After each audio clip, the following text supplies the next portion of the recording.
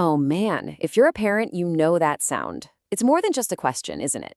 It's that feeling deep in your gut at 3 in the morning when you've bounced, shushed, and swayed, and nothing is working.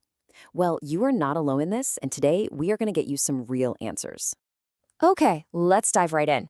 We're here to talk about conquering colic, and we're not going to do it with old wives' tales or random advice from the internet.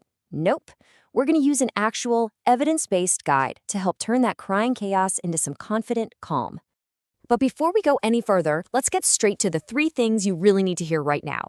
First, colic is a specific pattern of crying. It's not just a fussy baby. Second, and this is the big one, so listen close, it is not your fault. This is a temporary storm happening inside your baby. And third, and maybe most importantly, there is a finish line. Colic follows a predictable curve, and believe me, it does end. And hey, a really important heads up here. This explainer is all about giving you the best information out there. But please, always make your pediatrician your partner on this journey. Talk to them before you try anything new with your baby. So, what is this thing we're dealing with anyway? Let's put an official name to it and get a really clear definition of what colic actually is. The classic medical definition is something called the rule of threes. It's pretty simple. If your baby is otherwise healthy, but they're crying for more than 3 hours a day, for more than 3 days a week, and this has been going on for more than 3 weeks, well, you've officially entered the colic zone. It's all about that consistent pattern, not just one bad night. And now, we get to the million-dollar question that every single exhausted parent asks. Why? Why is this happening? Let's take a look at what the research is telling us. You know, the honest answer here is we don't know for sure. There's no single colic button. The best theories we have point to a couple of things. Either a brand new nervous system that's still figuring out how to handle everything, or maybe some issues in their developing gut. The main thing to remember is that colic is a complex but temporary phase of development.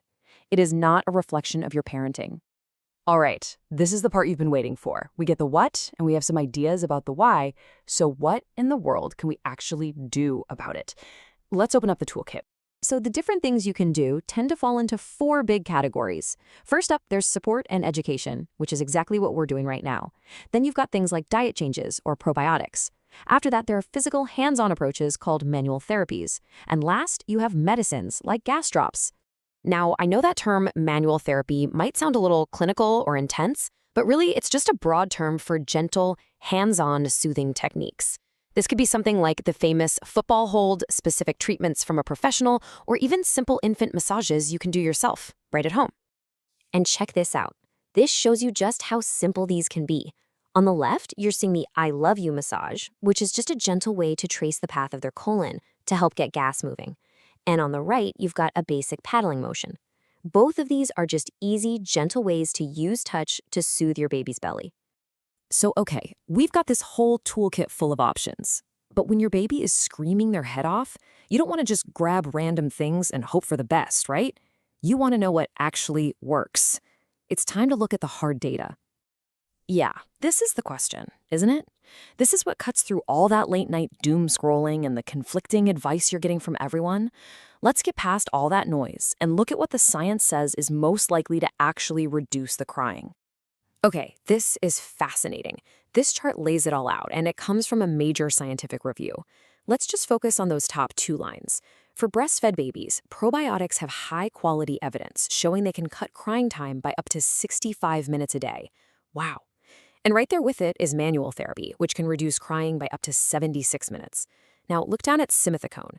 That's the stuff in most over-the-counter gas drops. The evidence, it shows pretty much no benefit for colic, and sometimes it might even have a negative effect.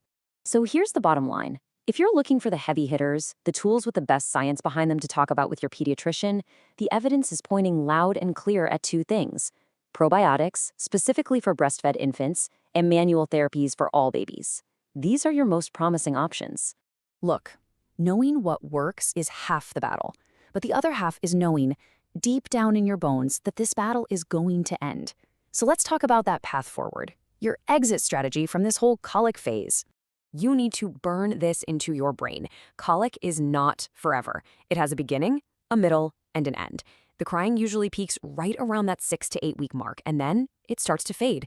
It's typically all gone by 3 to 4 months. Hold on to that timeline. This is not your new reality. And as your baby's little system starts to mature, you won't need all these tricks forever. This slide gives you a great visual for what that looks like.